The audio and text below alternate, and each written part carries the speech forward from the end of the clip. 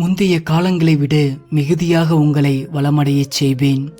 அப்போது நானே ஆண்டவர் என்பதை அறிந்து கொள்வீர்கள். எசேக்கியேல் 36:11. இயேசுவில் எனக்கு பிரியமான அன்பு சகோதரமே, ஒரு ஊரிலே கிராம மக்கள் மகிழ்ச்சியாக வாழ்கின்றனர். அனைவரும் இறைபக்தி மிக்கவர்கள். மக்கள் மாலை வேளையிலே ஒன்றாக அமர்ந்து ஜெபமாலை சொல்வது, காலையில் திருப்பலியில் கலந்து கொண்டு இறைவனை காண்பது என மகிழ்ச்சியாய் வாழ்கின்றனர்.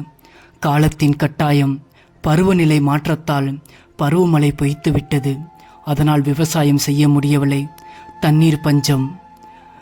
அதனால் அருகில் உள்ள நகரத்திற்கு குடிபெயர்ந்து சென்று விட்டார்கள். அங்கேயும் அவர்கள் ஆன்மீக வாழ்வில் அதிக நாட்டம் காட்டுகிறார்கள். கிராமத்தில் வாழ்ந்தது போல் அவர்களை கண்ட நகர மக்கள் அவர்களோடு கைகோர்த்து ஜெபிக்க ஆரம்பிக்கின்றார்கள். அந்த நகரத்தில் உள்ள மக்களின் வாழ்வும் இறைவனோடு பயணிக்கின்றது.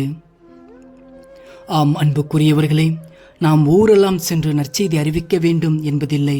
நம்முடைய வாழ்வு அதை பிரதிபலிக்க வேண்டும். எப்பொழுது நம் வாழ்வு பிறருக்கு எடுத்துக்காட்டாய் அமைகிறதோ அப்பொழுது அங்கு இறைவனின் பிரசனம் முழுமையாக காட்சியளிக்கின்றது. 1000 தடைகள் வந்தாலும் அன்பால் எல்லாவற்றையும் வெல்ல முடியும். அதற்கு இறைவனின் துணை நம்மோடு இருந்தால் மட்டுமே முடியும். நம் வாழ்வு பிறருக்கு எத்தகைய பலனை கொடுக்கிறது? சிந்திப்போம். ஆமேன்.